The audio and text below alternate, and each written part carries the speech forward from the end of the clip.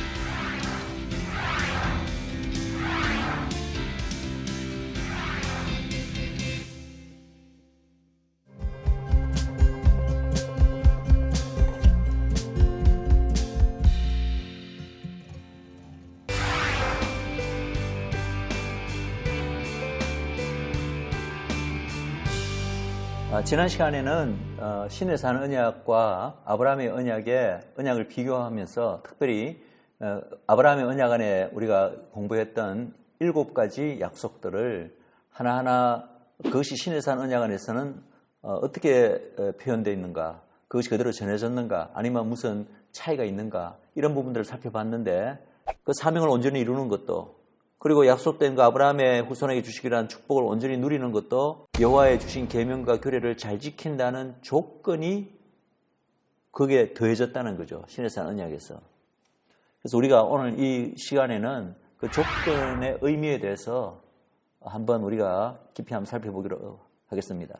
자, 신의 산 언약은 우리가 같이 쉽게 그냥 이야기하면 이 신의 산 언약 전체의 성격을 잘 보여주고 있는 그 성경 구절 말씀이 신명기 7장 12절에서 13절 앞부분인데요.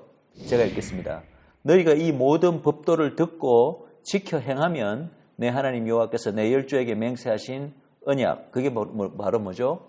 아브라함과 이삭과 야곱을 통해서 내려오는 그 아브라함의 언약이잖아요. 그것을 지켜 내게 인내를 베푸실 것이라. 곧 너를 사랑하시고 복을 주사 너로 번성케 하시며 내게 주리라고 내 열조에게 맹세하신 땅에서 내 소생에게 은혜를 베푸시며. 뒷부분의 그 모든 것들은 사실 아브라함의 언약 안에서 하나님께서 약속하신 축복입니다. 번성케 하는 축복, 그 땅에 들어가는 축복, 이 모든 것들이 다 하나님이 아브라함의 언약에서 이미 약속하신 축복인데, 근데 지금 앞에 보면은 이 아브라함에게 주신 이 약속을 지키는 데 있어서 하나의 조건이 앞에 붙어 있습니다. 너희가 이 모든 법도를 듣고 지켜 행하면 하나님께서 그 언약의 축복들을 너희에게 이루어주겠다, 이렇게 말씀하시고 계신다는 거죠. 중요한 것은 이스라엘이 여호와의 그 주신 모든 규례를 지키기로 피로써 써야겠고, 그것을 또 나타내는 그 언약식을 하나님과 맺었다는 것입니다. 자, 출애굽기 19장 7절 8절, 이거는 이제 하나님께서 처음 이스라엘 백성이 시내산에 도달했을 때 모세를 통하여 이러한 그 십계명과 이스라엘에 대한 그 어떤 말씀을 주셨을 때, 이때 일단 이스라엘 백성들이 말로서 이렇게 고백을 합니다. 모세가 와서 백성의 장로들을 불러 여호와께서 자기에게 명하신 그 모든 말씀을 그 앞에서 진술하니 백성이 일제히 응답하여 가로되 여호와의 명하신 대로 우리가 다 행하리이다. 모세가 백성의 말로 여호와께 회보하매. 하나님께서 주신 그 명령을 다 지키겠습니다. 그 조건에 동의를 한 것이고 이스라엘 백성의 그 동의를 여호와께 이제 모세가 다시 전한 거죠. 그리고 이제 출애굽기 24장에는 놀랍게도 이 시내산 언약의 언약식에 대한 묘사가 있습니다. 언약식을 맺으시는데 모세가 피를 취하여 반은 여러 양푼에 담고 반은 단에 뿌리고 언약서를 가져 백성에게 낭독하여 들리매 그들이 가로되 여호와의 모든 말씀을 우리가 준행하리이다. 모세가 그 피를 취하여 백성에게 뿌려 가로되 이는 여호와께서 이 모든 말씀에 대하여 너희와 세우신 언약의 피니라.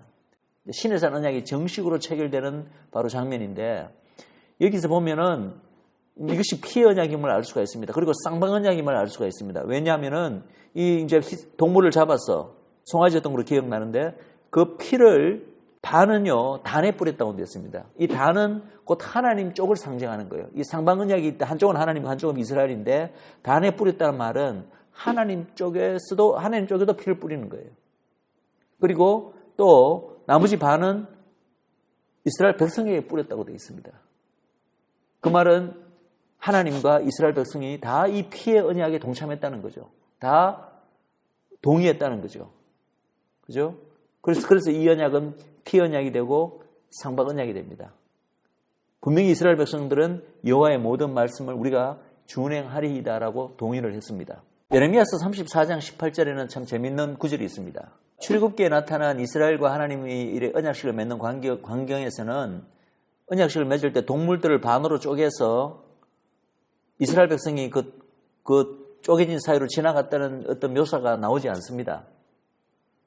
아브라함 언약 때는 아브라함은 자고 있는 동안에 하나님만 지나가셨잖아요. 근데 이 시내산 언약에서는 사실은 상방 언약이면은 고대 그때 근동의 어떤 언약식의 광경이 이제 동물들을 쪼개놓고 그 사이로 언약의 그 당사자야 상방이 지나가게 돼 있는데 이 출애굽기에는 보면은 그냥 언약의 피를 뿌렸다고만 돼 있지 그 사이를 지나갔다는 말이 나오지 않습니다. 그런데 예레미야서 34장에서는 이렇게 이야기합니다. 송아지를 둘에 쪼개고 그 두 사이로 지나서 내 앞에 언약을 세우고 그 말을 실행치 아니하여 내 언약을 범한 너희를. 여기서 말하는 언약은 시내산 언약이거든요. 시내산 언약을 이스라엘이 결국 범하게 되는데 이 시내산 언약을 세울 때 어떻게 했다고 말씀하십니까? 송아지를 둘에 쪼개고 그 둘 사이로 지나갔다 너희들이. 예레미야서의 말씀으로 미뤄봐서 이스라엘 백성을 대표하는 어떤 12지파의 장이라든지 혹은 70장로라든지 그런 존재들이 하나님과 언약식을 맺을 때 맹동물들 쪼개놓고 그 사이로 아마 지나갔으리라는 것을 이 예레미야서의 말씀에서 우리가 볼 수가 있습니다. 분명한 것은 이런 것을 미뤄봐서 시내산 언약은 피의 언약이었고 상방 언약이었다는 것을 우리가 알 수가 있습니다.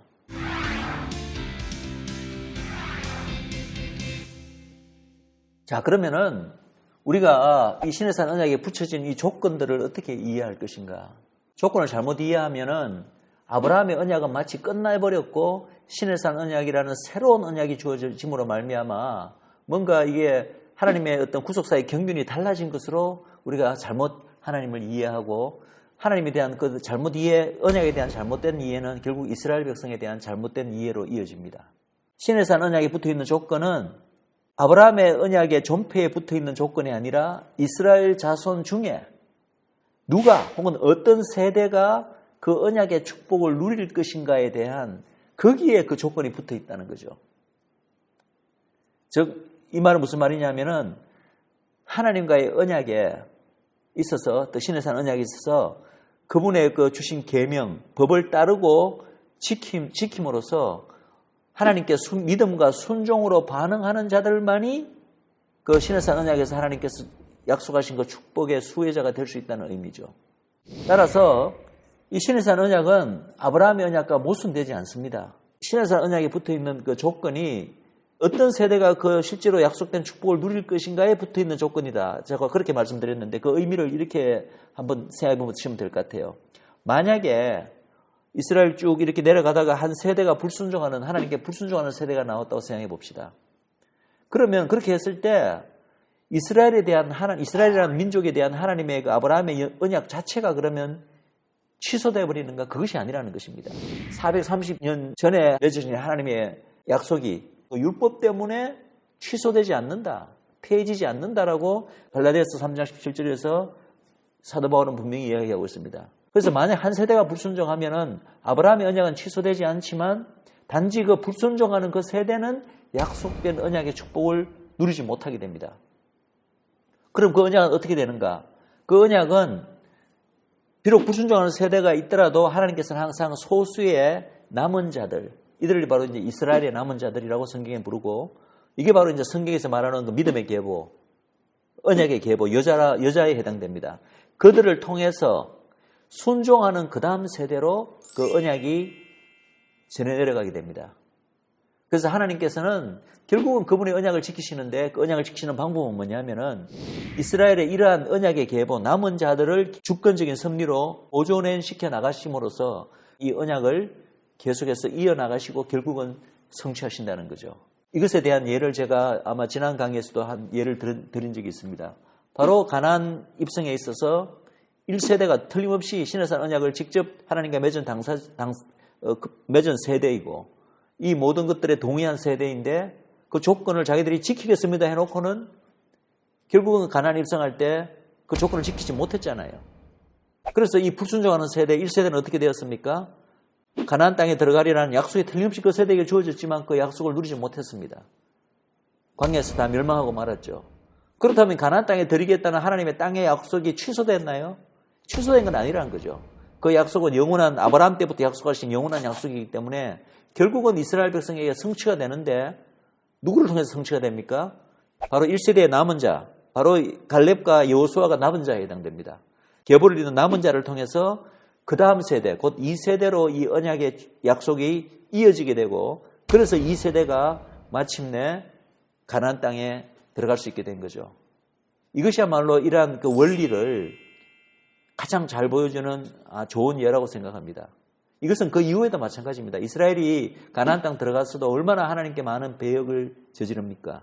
결정적인 하나의 사례가 바로 이스라엘의 대부분이 예수 그리스도를 그들의 메시아였던 예수 그리스도가 새 언약의 성취로서 오셨는데 그것을 거부한 사건이죠. 그렇다면 우리는 교회가 잘못 생각할 때는 하나님께서 독생자 아들까지 보냈는데 거부한 이스라엘로 말미암아 이 아브라함 때 맺어진 그리고 쭉 내려온 이 이스라엘과의 언약 관계를 이제는 깨버리셨다. 이스라엘은 더 이상 언약 백성도 아니고 하나님께 버려졌다라고 이야기합니다. 그러나 그렇지 않습니다. 이 똑같은 원리를 우리가 적용시킬 수 있습니다. 그 불순종한 세대들은 축복을 누리지 못하고 하나님께 오히려 징계를 받고 징벌을 받습니다. 그래서 로마에 의해서 예수님을 거부한 그 세대들이 전 세계로 흩어져서 그런 엄청난 그 환란을 겪고 예루살렘이 불타고 성전이 무너지는 그런 것을 겪게 되잖아요. 그러나 그럼에도 불구하고 언약이 취소되지 않았다는 것을 우리가 뭘 보고 알 수 있나요? 바로 이 언약의 줄기, 제가 이스라엘의 남은 자 혹은 여자라고 불리는 이 줄기가 불순종하는 세대에도 있었는가 없었는가를 우리가 보면 됩니다. 만약에 이 줄기가 남아있다면 그것이 바로 하나님께서 이스라엘과 맺은 언약이 아직 취소되지 않고 철회되지 않고 여전히 유효하다는 것을 나타내는 증거라는 거예요. 그럼 예수님을 거부한 이스라엘 그 당시에서도 이런 남은 자가 있었나요? 바로 그 남은 자가 예수님을 믿던 따르던 사도들이고 제자들이죠. 그들은 이스라엘 민족 전체를 하나님 앞에서 대표합니다. 이스라엘의 남은 자들은. 그렇기 때문에 그 남은 자들이 있었기 때문에 하나님은 여전히 이스라엘 민족과의 그 언약 관계를 이어가시고 그렇기 때문에 로마서 11장 1절에서 하나님께서는 이스라엘 민족을 버리지 않으셨다. 여전히 이스라엘 민족은 하나님과 언약 관계에 있고 언약 백성이라고 이야기하고 있는 것입니다.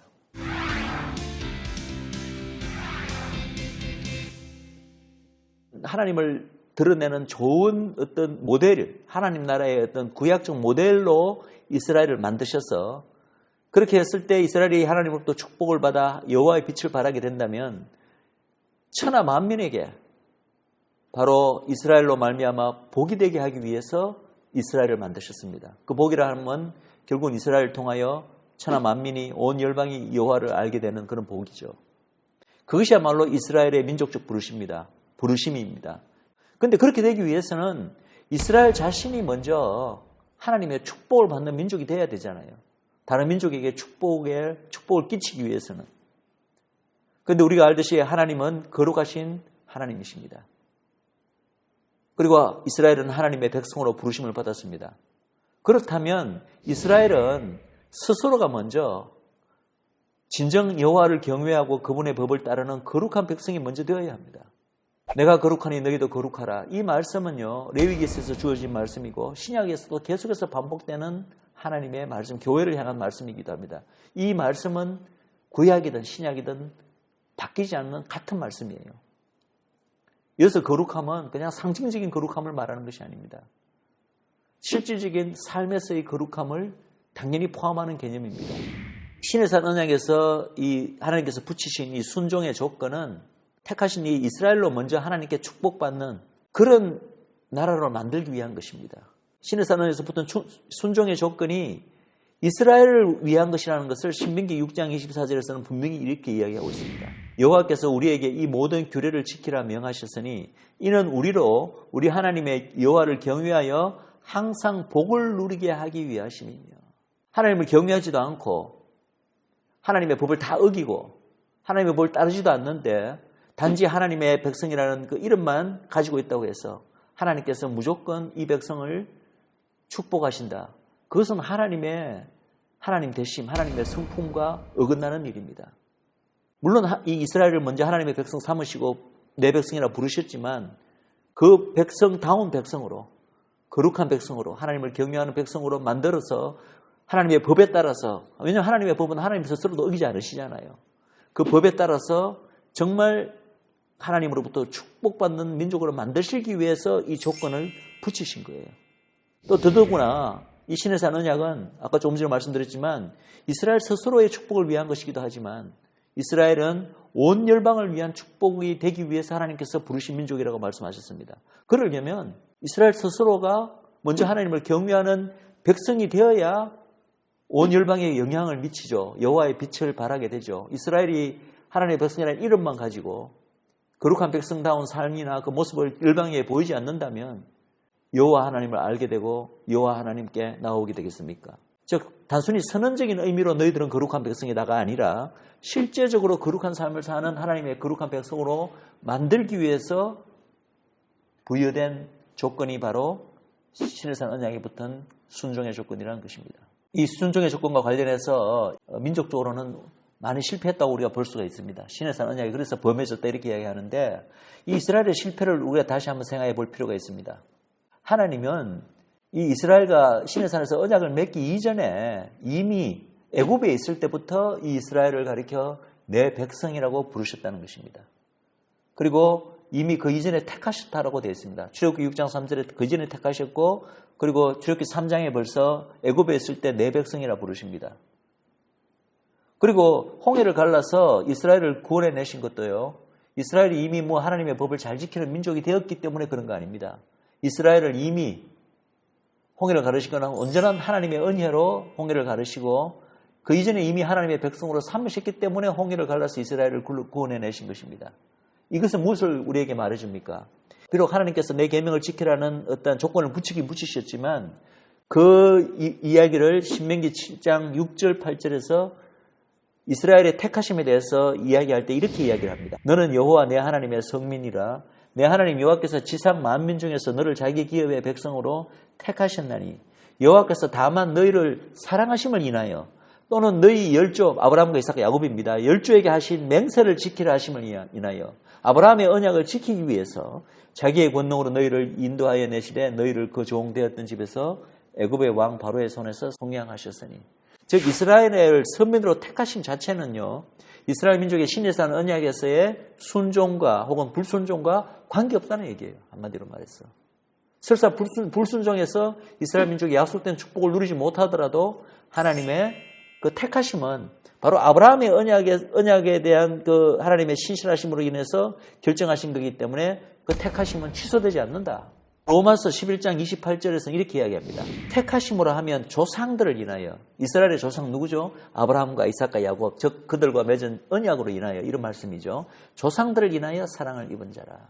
그래서 하나님의 은사와 부르심에는 후회하심이 없다. 이 하나님의 부르심이라고 하는 것은 결국 이스라엘 백성을 택하심을 말하는 건데 그 택하심은 후회하심이 없다는 거예요. 후회하심이 없다는 말은 그냥 감정적으로 후회한다 안 한다 그런 차원이 아니라 이 헬라어 원어의 뜻은 취소되지 않는다는 뜻입니다. 취소되지 않는다. 여기 말하는 불순종은 바로 초림으로 오신 그리스도에 대한 초림으로 오신 그 당시의 그 불순종까지 포함되는 개념입니다.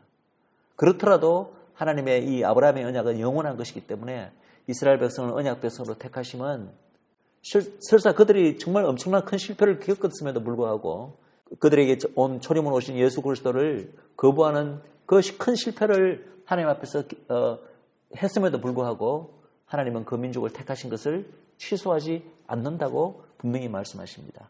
오늘 강의 여기서 마치고 다음 시간 우리 신의 산 언약 또 네 번째 시간 계속해서 공부하도록 하겠습니다.